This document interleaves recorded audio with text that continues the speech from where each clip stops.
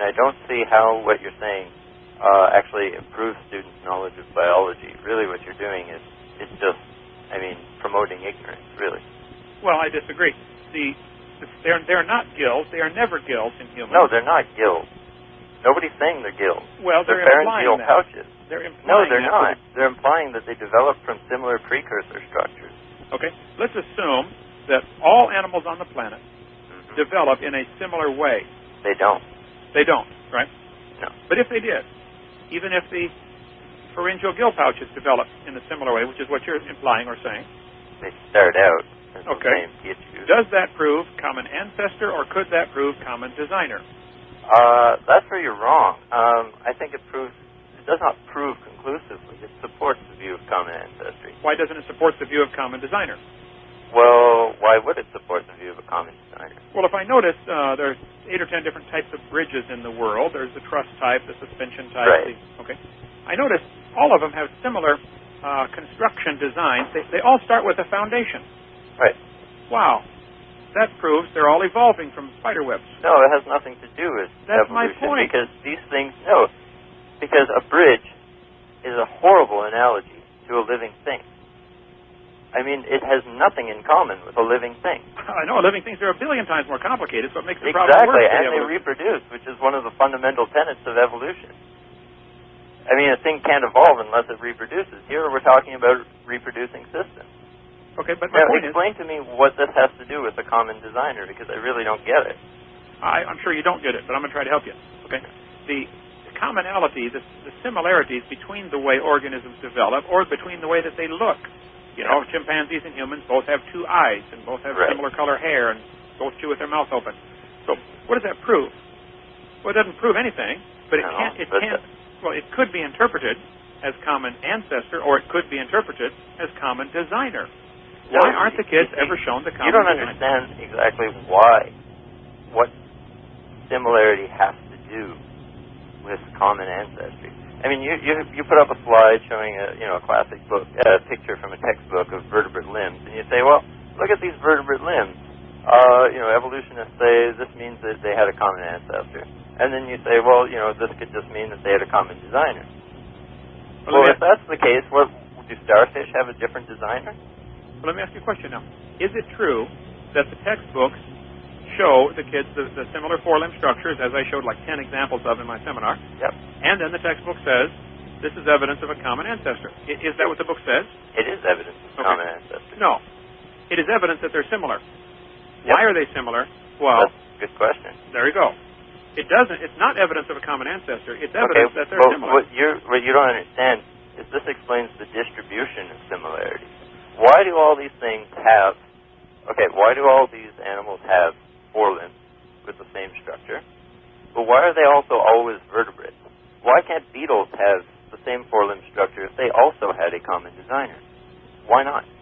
Well, why do all motorcycles made by Suzuki, Honda, and everybody else have 2 wheels, and all cars have 4 wheels? It's a common design. Machinery is a horrible example. This has nothing to do with living things. They're not living things. I don't see why you insist on using machinery. Well, I'm trying to get you to see. Well, I recall from my old biology classes in high school that they would oftentimes, all the time actually, and I recall one time specifically, they used a spring mechanism to contrast a biological function. And sure, you can draw an analogy to a functional system to employ physical laws to explain how something works. But we're talking about where things come from. Well, I'm trying to give analogies to help people understand. It is true that there are similarities between many different types of vertebrate animals. But even in the vertebrate kingdom, if you look at vertebrates, there are bazillions of differences. Exactly. Okay. But how do you explain the distribution of similarities and differences with a common designer? How do you explain the nested hierarchy of form? Okay. Let's take a nested hierarchy of, if I don't compare it with living things, I have to compare it with something inanimate. That's about the 2 choices that there are. Right, but again, it's irrelevant because inanimate objects don't reproduce. Well, I understand that. And so they don't have the potential to have common ancestors. So it's an irrelevant analogy. It's ridiculous. Okay.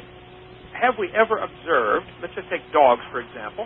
Yes. There are 400 recognized breeds of dogs, plus all the mutts in between. Mm-hmm. Has anybody ever observed a dog produce something that would be classified as non-dog?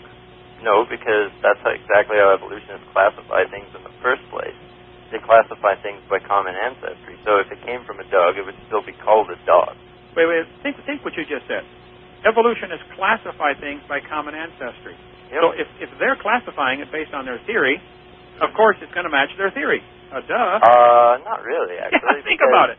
No, think about it, because it would actually be a falsifying point if you could find something that couldn't be classified. Take something like a vertebrate that can't be classified. Okay, where's the platypus fit in? Okay, this is brilliant. I love this. I'm so glad you picked out the platypus. This is absolutely brilliant. What does the platypus have to do with anything? Platypus reproduces. You get upset when I say something doesn't reproduce. The platypus reproduces. Yeah, let's take the platypus. What did it evolve from? I happen to be looking at a platypus picture right now. Okay, what did it evolve from?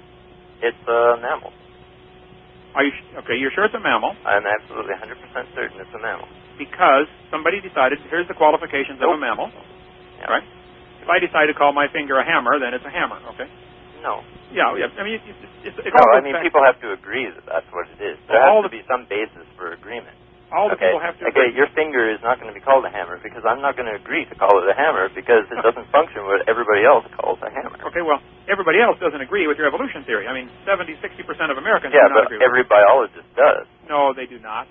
Well, 99% of them. No, big deal. You're making up that number. Okay, whatever. According to the New York Times. Anyways, let's talk about this platypus. Let's get back to the question. The platypus.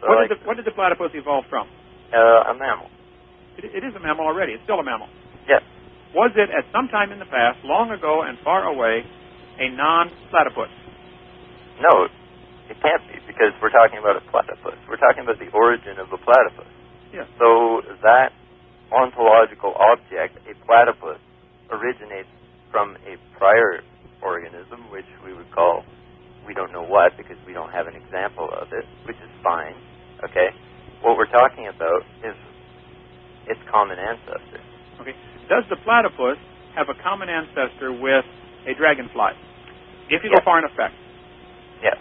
You believe it does? Yes. Now, do you see that what you said is a faith statement, not a science statement? No, I don't see it as a faith statement don't. because somebody could actually falsify that statement. Okay, because How would you falsify that? Yeah, how would you falsify that? How would you falsify that? Okay. Take an example of... Okay, well, take your example of a platypus and a dragonfly. Okay. And say, what would we expect to see if two things share something in common with each other, or if two things have a common ancestor? If two things are closely related to each other, we would expect to see more in common with those two things. Wait. Than with certain other things. You're giving evidence to support this. How do you falsify it? You just said you can How do you falsify it? Yeah, how would you falsify not what would make you think well, this. let's How take an example. Let's find a chimeric form. Let's take something like, okay, well, what makes these two things, what unites these two things, okay? We know that they're both bilaterally symmetric. Okay. We know that they have the capacity to form paired appendages and paired sensory organs. Okay. We know that they're eukaryotes and that they're multicellular. Very good. This is a unique character combination. So they share properties. Therefore, they're related. No, this is a unique character combination. Okay. Yeah, well, you just said this combination. No, this is not just sharing properties. This is a unique character combination. Okay. Find an example of a dragonfly, say, with a plant cell wall, or a dragonfly that uses chlorophyll. Hold on. If I found a dragonfly with a plant cell wall, you would herald this as evidence that they're compared and related to plants. Yeah, no, I wouldn't actually, because I wouldn't explain that because there's an agreed upon phylogeny of the animals and plants. And so if you violate that phylogeny, then the phylogeny is falsified. If you find something that falsifies this, which would be a perfect example would be something chimeric, like a dragonfly with a cell wall. Think about how ridiculous then you would have disproven the theory, or you would have at least falsified that hypothesis.